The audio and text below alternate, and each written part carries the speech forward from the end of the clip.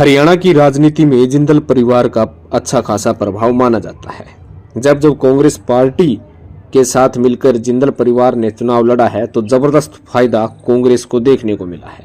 लेकिन 2014 के चुनाव में मिली हार के बाद जिंदल परिवार चुनाव लड़ने से तौबा कर दी है, जिसका पूरा फायदा भारतीय जनता पार्टी ने उठाया है। नवीन जिंदल जो कि कुरुक्षेत्र से सांसद रह चुके हैं, 2019 में उन्होंने भी चुनाव नहीं लड़ा और उनकी माताजी सावित्री जिंदल हिसार से अच्छा खासा प्रभाव रखते हुए भी उन्होंने 2019 का विधानसभा चुनाव नहीं लड़ा, जिससे पूरा फायदा बीजेपी को हुआ। आपको बता दें कि जिंदल परिवार का प्रभाव केवल हिसार विधानसभा और कुरुक्षेत्र लोकसभा तक नहीं है, बल्कि रोहतक व पूरे हरियाणा में अच्छा खासा प्रभाव रखते हैं, क्योंकि जिंदल परिवार के पास अकेले हिसार में 5 बड़ी फैक्ट्रीज हैं और उसके साथ साथ 200 छोटे उद्योगों को शामिल किया गया है। हजारों की तादाद में कर्मचारी उनके नीचे काम करते हैं। उनकी रिश्तेदारी भी काफ़ी कुछ ज़्यादा है, जिसकी बदौलत वे हरियाणा की राजनीति में अच्छा खासा प्रभाव माने गए हैं। लेकिन भारतीय जनता पार्टी की निगाह अब जिंदल परिवार पर टिकी हुई है। आपको बता दें कि मिशन सेंधमारी का अगला पड़ाव बीजेपी का जिंदल परिवार ही है। कुछ दिन पहले ही मुख्यमंत्री मनोहर लाल खट्टर, भारतीय जनता पार्टी के राष्ट्रीय अध्यक्ष जेपी नड्डा और गृह मंत्री अमित शाह व प्रधानमंत्री नरेंद्र मोदी से मुलाकात की और पूरी लिस्ट लेकर गए कि हरियाणा के कौन कौन से दिग्गज नेता बीजेपी में शामिल होने के लिए इच्छुक है। अगर ये नेता शामिल होते हैं तो क्या कुछ प्रभाव रहेगा। बताया जा रहा है कि उस लिस्ट में जिंदल परिवार को भी शामिल किया गया था। आपको बता दें कि जिंदल परिवार यदि बीजेपी के साथ आ जाता है तो कहीं ना कहीं अच्छा खासा प्रभाव कुरुक्षेत्र और हिसार विधानसभा सीट पर भी देखने को मिल सकता है।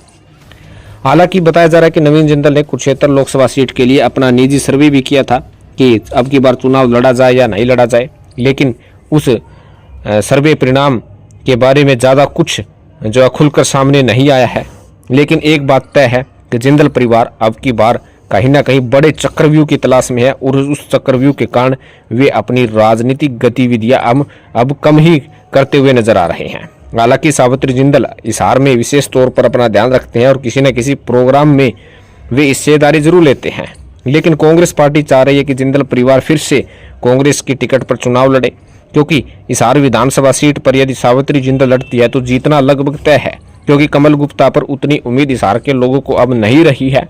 और वहीं कुरुक्षेत्र लोकसभा सीट पर भी जहां भारतीय जनता पार्टी नया चेहरा तलाश रही है, तो नवीन जिंदल यहां से पुराने मजबूती जो है बनाए रखने की कोशिश कर रहे हैं। हालांकि वे अभी तक खुलकर राजनीतिक गतिविधियां नहीं की है, लेकिन जो अंदर खाने खुद सर्वे की रिपोर्ट जो उन्होंने अपने बंदों से ली है, उससे लग रहा है कि जिंदल परिवार अब की बार राजनीति में कुछ अलग ही प्रभाव देखने व बड़ा चमत्कार करने के उद्देश्य से आगे बढ़ रहे हैं।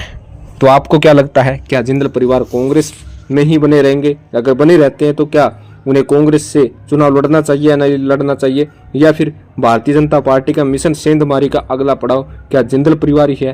क्या जिंदल परिवार अब बीजेपी के साथ आने वाला है? आप कमेंट करके जरूर बताइएगा। धन्यवाद।